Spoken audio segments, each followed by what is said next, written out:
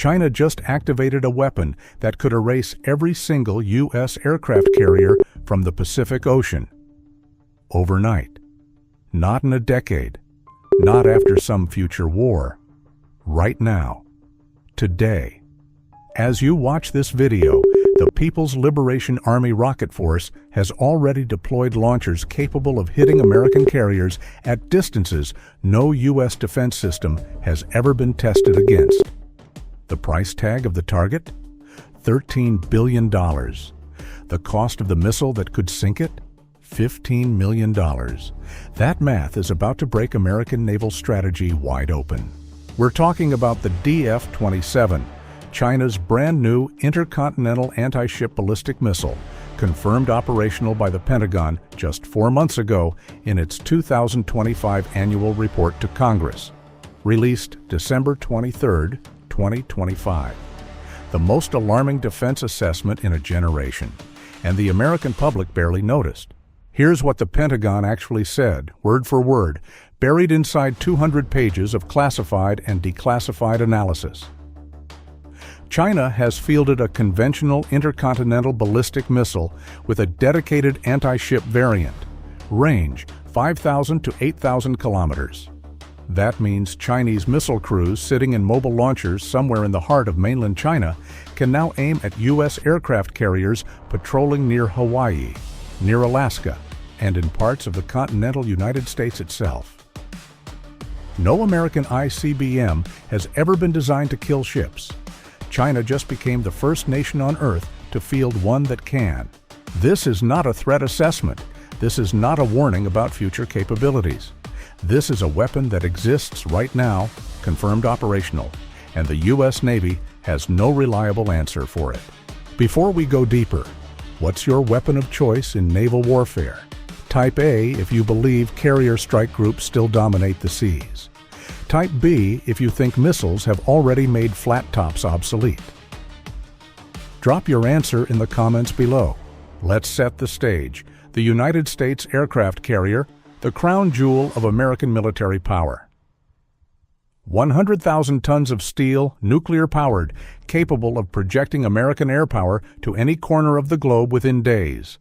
11 of them in service, each one a floating air base carrying 70 to 90 aircraft, F/A 18 Super Hornets, F-35C Lightning IIs, E/A 18 G Growlers, E-2D Hawkeyes. Each carrier strike group surrounded by cruisers, destroyers, submarines, and support ships. A single carrier strike group costs the U.S. taxpayer roughly $25 billion in total hardware. And America has deployed these giants into every crisis since World War II: Korea, Vietnam, the Persian Gulf, Libya, Iraq, Afghanistan. Whenever Washington needed to send a message, it sent a carrier. For 80 years, the aircraft carrier was the unchallengeable symbol of American dominance at sea. Then China started doing math. Beijing looked at the carrier and saw not a symbol of unstoppable power. They saw a massive, slow-moving, predictable target. 1,092 feet long, moving at roughly 30 knots, trackable by satellite, detectable by radar, surrounded by a bubble of aircraft that required fuel, maintenance, landing windows. Beijing asked one question that would reshape the entire strategic balance of the Indo-Pacific. Why build carriers to fight carriers when you can build missiles to sink them instead? The answer became China's anti-access/area denial strategy. A 2/AD for short. 3 words that represent the most significant shift in naval warfare in the last century. The basic concept: make American carriers so vulnerable they dare not enter the Western Pacific in a conflict. No carriers, no power projection. No power projection, no defense of Taiwan, Japan, the Philippines, or any U.S. ally in the region. A 2/AD is not just a military doctrine. It's a geopolitical stranglehold, and it rests on one weapon family above all others. The Dongfeng series, the East Wind missiles, carrier killers. The story begins with the DF-21D, the world's first dedicated anti-ship ballistic missile. Road mobile, solid-fueled, Medium range. Operational since around 2010. Range, 1,500 to 2,150 kilometers. Payload, 600 kilograms. A maneuverable re-entry vehicle that plunges toward its target at hypersonic speeds in the terminal phase, Mach 10 or faster. The United States Naval Institute has assessed that a single DF-21D could destroy a supercarrier, and the U.S. Navy, the USNI concluded, lacks any reliable means of intercepting it. Let that sink in. One missile, $15 million. One carrier, $13 billion. A weapon the U.S. cannot reliably stop, aimed at the single platform American military power depends on most. In 2013, China tested the DF-21D against a ship target the same size as a contemporary U.S. aircraft carrier. The test was successful. The carrier-killer concept stopped being theoretical that day. It became a confirmed kill capability. But China didn't stop there. If you're finding this analysis valuable, take a moment to hit that subscribe button. This kind of research takes hours to compile from Pentagon reports, Naval War College assessments, and USNI analysis. Subscribe so you never miss a breakdown like this. Beijing knew the DF-21D had limits. Range of 2,150 kilometers means American carriers could simply operate further out, beyond the first island chain, beyond the reach of the east wind's shorter arm. So China built a longer arm. The DF-26, the Guam killer, intermediate-range ballistic missile, range 4,000 kilometers. Enough to reach Guam, America's most critical forward military base in the Pacific.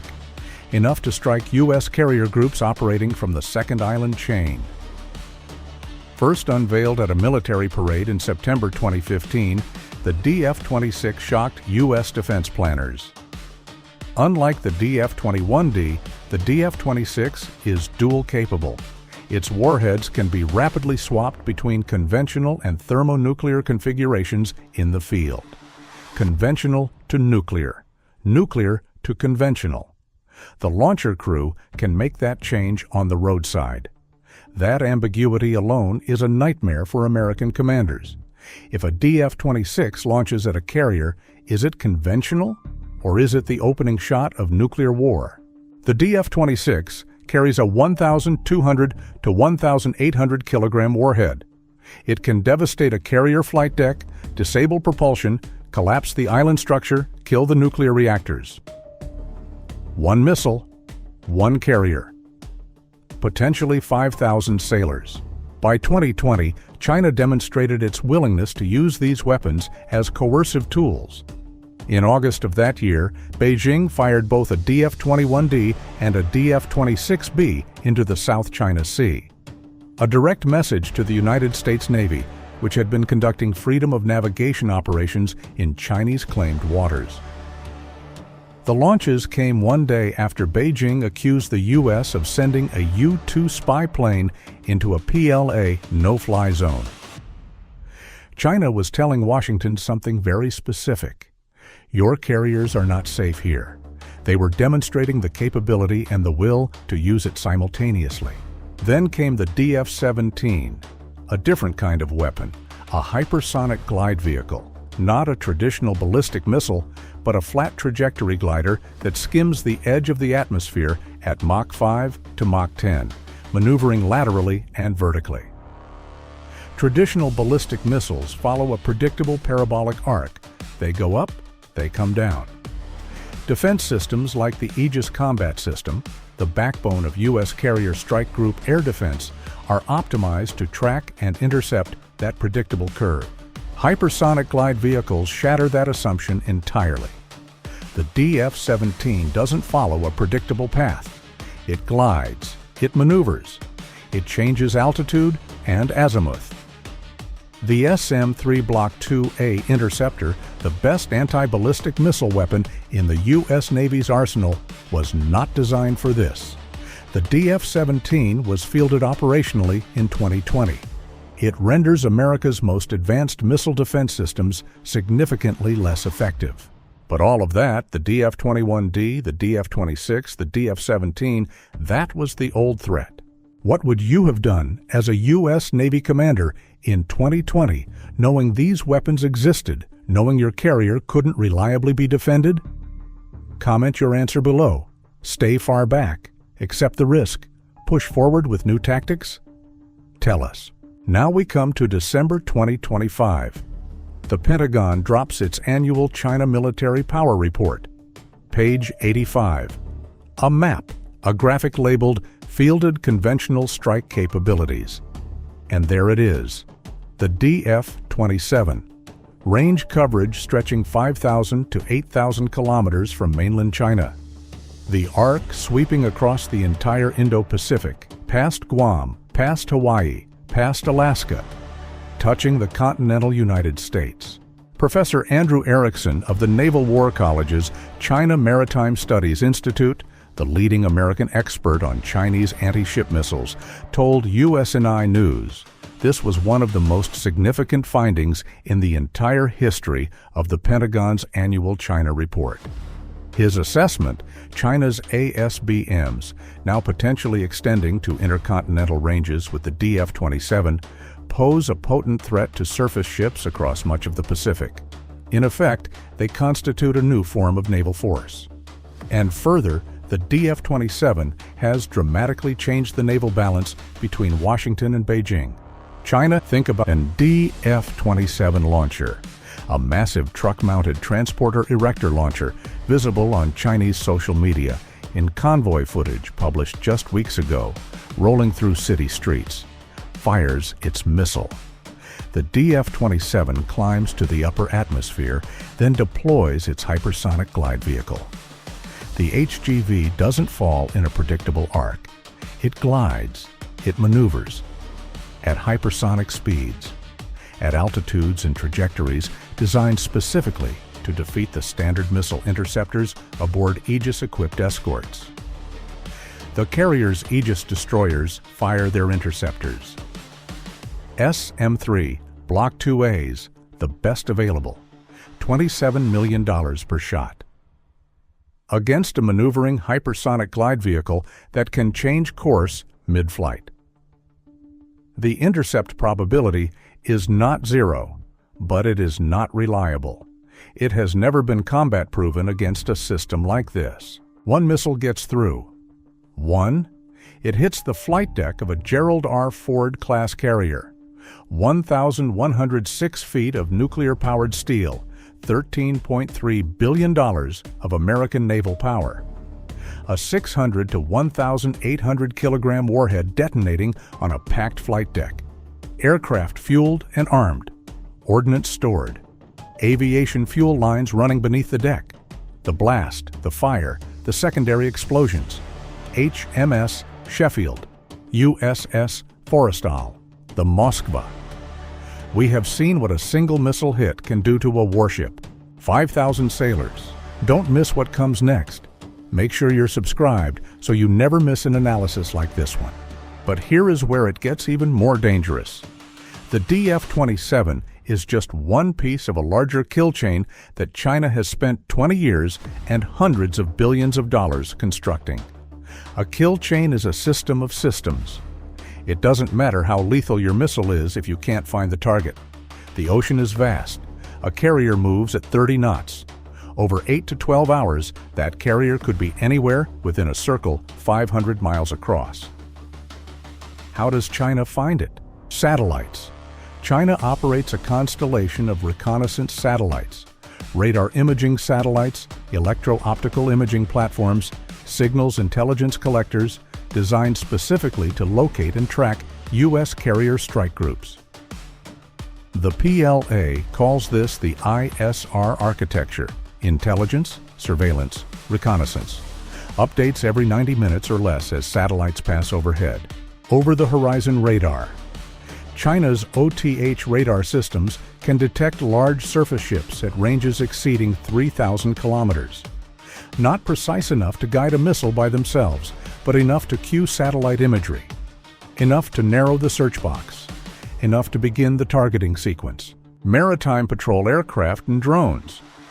The PLA Air Force and PLA Naval Air Force operate H-6 maritime patrol aircraft modified for anti-ship strike. Chinese drones, increasingly sophisticated, increasingly autonomous, can loiter over vast ocean areas, providing continuous tracking data. Submarine reconnaissance. PLA Navy submarines, Type 093, Shang-class nuclear attack submarines, Type 039, UN-class diesel-electrics, trail U.S. carrier groups in peacetime. In wartime, they become forward observers, feeding targeting data back to missile forces ashore. It is the combination that kills, not the missile alone. The satellite finds the carrier. The OTH radar confirms the track. The drone provides real-time updates. The submarine confirms the bearing. The targeting data flows through encrypted military communications networks to the DF-27 launcher crew. The crew receives coordinates. The missile fires. 30 minutes later, somewhere in the Pacific Ocean, a $13 billion carrier is fighting for survival. In September 2024, a new DF-26 variant, the DF-26D, was unveiled at a Chinese military parade. Exact capabilities unknown. Speculation among defense analysts, multiple warheads, possibly hypersonic glide vehicle integration. The evolution continues. The 2021 DF-26 is already obsolete. China doesn't pause. It doesn't plateau. It builds. And in September 2025, at the PLA's massive Victory Day parade, China unveiled two entirely new ICBMs, the DF-61 and the DF-31BJ. Their operational status remains unclear.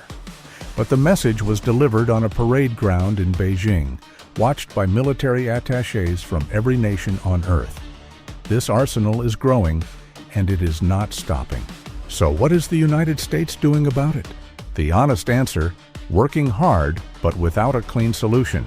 The U.S. Navy has invested heavily in the Aegis Combat System upgrades, the SM-6 dual-purpose missile, capable of both air defense and anti-surface warfare, but not optimized for hypersonic intercept. The SM-3 Block 2A represents the current ceiling for ballistic missile defense from a ship, and its intercept probability against a maneuvering hypersonic glide vehicle at ICBM ranges is the subject of classified assessments the public does not have access to. What is publicly known? It has never been combat tested against the DF-27. Electronic warfare. The EA-18G Growler, the Navy's dedicated electronic attack aircraft, can jam missile guidance systems, blind targeting radars, disrupt communications links in the kill chain. If you sever the kill chain before the missile fires, the missile is useless. But China's kill chain is increasingly redundant. Multiple data links. Space-based architecture, severing one node doesn't sever the chain. Dispersion. The Navy has war-gamed operating carriers further back, outside the DF-26's 4,000-kilometer reach. But the DF-27 redraws that boundary. 8,000 kilometers. There is no safe operating zone left in the Western Pacific. And if a carrier cannot get within range to launch aircraft against targets in Taiwan, Okinawa, or the South China Sea, what exactly is the carrier doing? That's the strategic trap Beijing has built. Not to sink every U.S. carrier, though it now has the capability, but to make U.S. commanders hesitate, to inject uncertainty, to force Washington to ask, is this worth risking 5 aircraft carriers and 25,000 sailors? That hesitation is worth more to Beijing than any battlefield victory. Hesitation is deterrence, and deterrence enables coercion. Taiwan, that's what this is all about, not an abstract naval competition. The specific scenario military planners wargame obsessively. China invades Taiwan. The U.S. responds with carrier strike groups. The DF-21D, the DF-26, the DF-17, the DF-27, the entire carrier killer arsenal activates simultaneously.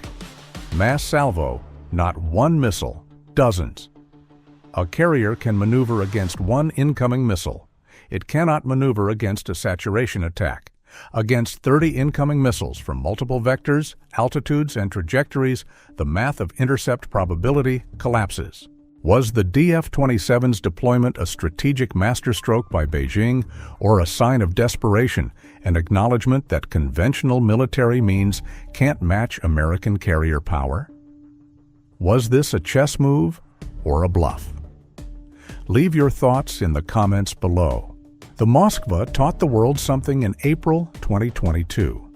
Ukraine, without a navy, without any surface warships, sank Russia's Black Sea Fleet flagship with 2 Neptune anti-ship cruise missiles. The Moskva was a 12,000-ton missile cruiser bristling with air defenses. 2 missiles, the flagship of a fleet, gone. If land-based missiles could do that to a cruiser, what does the same principle mean for a carrier at 100,000 tons, a vastly more complex, more expensive, more irreplaceable asset? British Admiral Horatio Nelson said, "A ship's a fool to fight a fort." In the 21st century, as Australian military scholar Albert Palazzo wrote, "A ship is a fool to fight a missile-defended coast." China has turned its entire eastern seaboard into a fort that can now reach Hawaii. The aircraft carrier was born in 1922. It ruled the seas for a century. It sank Japan's navy. It enforced American power from the Strait of Taiwan to the Persian Gulf. It is the most powerful conventional weapon system ever built. But weapon systems do not last forever. The battleship was queen of the seas for 40 years before the aircraft carrier made it obsolete overnight. Now the question that every flag officer in the U.S. Navy faces every morning in every classified briefing room in the Pentagon is whether we are watching the same transition happen again. The carrier is not dead yet. The kill chain is complex. It has never been combat tested at scale. Intercept technologies are advancing. Directed energy weapons are in development. The Navy's high-energy laser program could theoretically engage hypersonic glide vehicles at close range. Unmanned carrier-based aircraft can extend strike range beyond what manned aircraft require, potentially allowing carriers to operate from safer distances. But the DF-27 exists. It is fielded. It is road mobile, no fixed base for U.S. forces to strike preemptively. Its launchers are rolling through Chinese city streets right now, and the Pentagon confirmed it on December 23, 2025. America doesn't win wars by pretending threats don't exist. It wins by facing them with clear eyes, massive investment, and strategic imagination. The carrier era may be ending, or it may be transforming into something new. Carriers as command platforms for drone swarms, as missile defense hubs, as forward bases for hypersonic strike aircraft not yet built. What is certain, the United States cannot afford to deploy $13 billion worth of steel and 5,000 lives into waters where a $15 million missile might send it to the bottom. That math must change. And changing it will require the most significant restructuring of American naval strategy since Pearl Harbor. Freedom isn't free, it never was, and the ocean is not a sanctuary anymore. To our adversaries watching this, the United States has faced existential military challenges before. We have been surprised before.